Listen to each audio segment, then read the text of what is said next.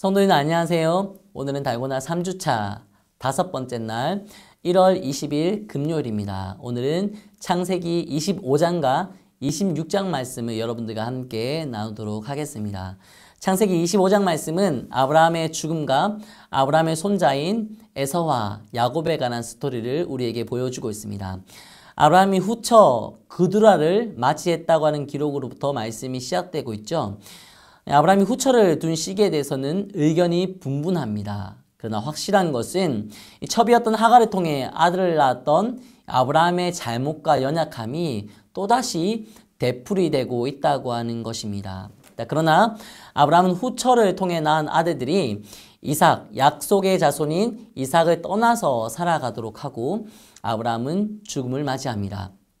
약속의 자녀인 이삭을 보존하고 지켜주고자 했던 것이죠. 잘못을 반복할 수는 있습니다. 연약함이 반복될 수는 있어요. 그러나 다시 하나님의 뜻 앞에, 하나님의 약속 앞에 선다고 하는 것이 중요하다는 것을 보여주고 있습니다. 아브라함의 아들인 이스마엘의 자손들과 이삭의 자손들이 이어서 소개되고 있습니다. 근데 이스마엘의 자손들과 이삭의 자손들이 비교되고 있죠. 차이점을 보면 이스마엘의 자손들은 이름 중심으로 간략하게 소개가 되고 있습니다. 근데 이삭의 자녀들에 대해서 소개할 때는 그들 가운데 역사하시는 하나님을 자세하게 소개해 보여주고 있습니다.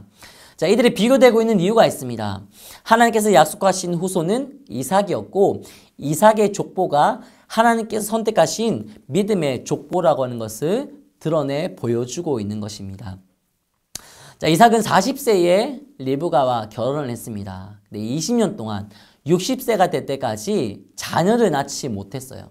그래서 임신하기를 위해 하나님께 간구하였는데 21절에 보시면 그래서 임신하지 못해서 하나님께 간구했는데 하나님께서 그 간구를 들어주셨다라고 하는 기록을 하고 있습니다. 하나님께서 응답해 주셔서 에서와 야곱을 임신하게 했다. 그런 기록이 있죠. 이스마엘에는 이름 중심으로 기록되었지만 이삭의 족보는 하나님께서 어떻게 역사하시는가를 드러내 보임으로 인해 이삭의 족보가 하나님께서 선택하신 믿음의 족보라고 하는 것을 알려주고 있는 것입니다. 자, 그러면서 이삭의 아들이었던 에서와 야곱도 비교가 되고 있는 걸 우리는 확인할 수 있습니다.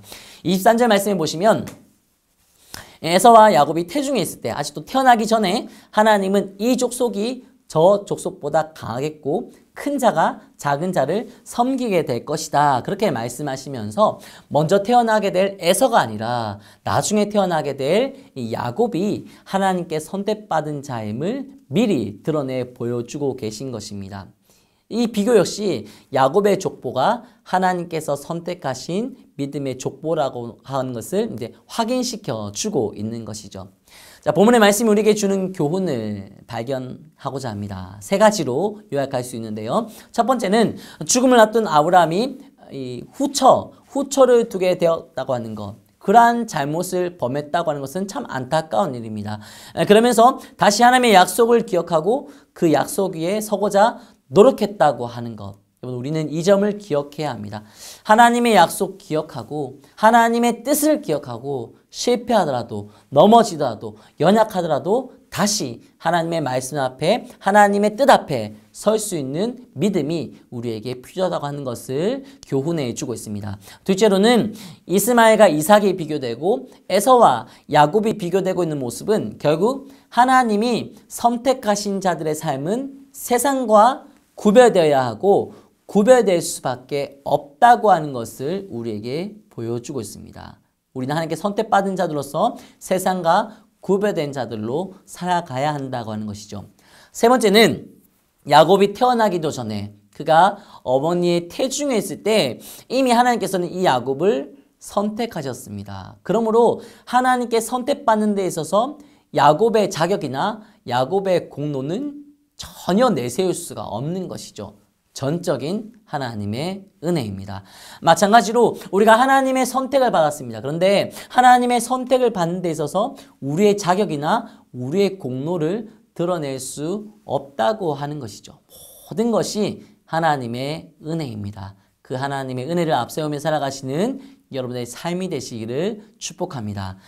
자, 이어지는 26장 말씀은 이삭과 아비멜렉의 모습을 보여주고 있는데요. 이 26장 말씀은 계속되는 패턴이 있습니다. 이삭의 연약한 모습, 이삭의 부족한 모습, 유약한 모습을 보여주고 있고 그 이삭을 향하신 하나님의 은혜가 계속해서 이어져서 설명되어지고 있습니다.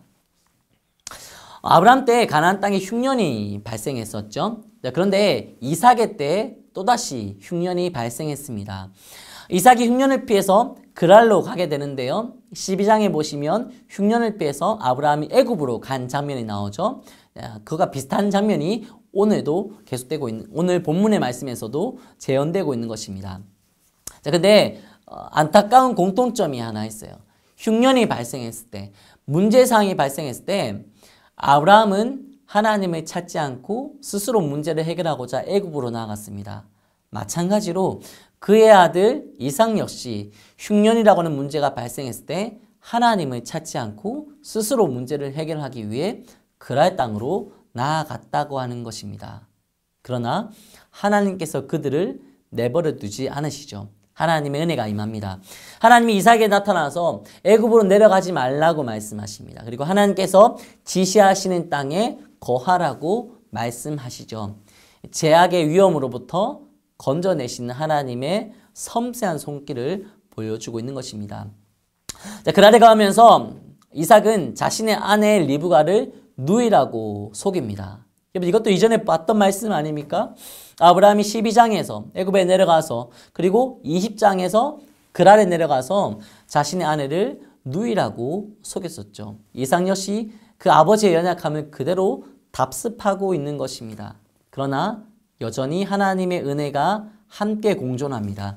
자, 하나님께서는 그랄 왕 아비멜렉으로 하여금 리브가가 이삭의 아내라고 하는 것을 발견하게 하십니다. 그래서 아비멜렉으로 하여금 그 그랄 땅에 있는 어떤 사람이든지 이삭과 리브가를 해치지 못하도록, 건드리지 못하도록 보호하는 역할을 감당할 수 있게 섭리해 주십니다. 자, 그 땅에서 이삭이 농사를 짓기 시작합니다. 농사를 짓는데 100배나 얻게 됐어요. 그리고 거부가 되었습니다. 하나님께서 복을 주신 결과였죠. 그러자 이것에 시기심을 느낀 그랄 백성들이 이삭에게 몰려와서 아브라함이 판 우물을 덮습니다. 그래서 그곳을 떠나서 다른 곳에 우물을 팠더니 또다시 다툼을 일으키며 우물 전쟁이 일어나는 것이죠.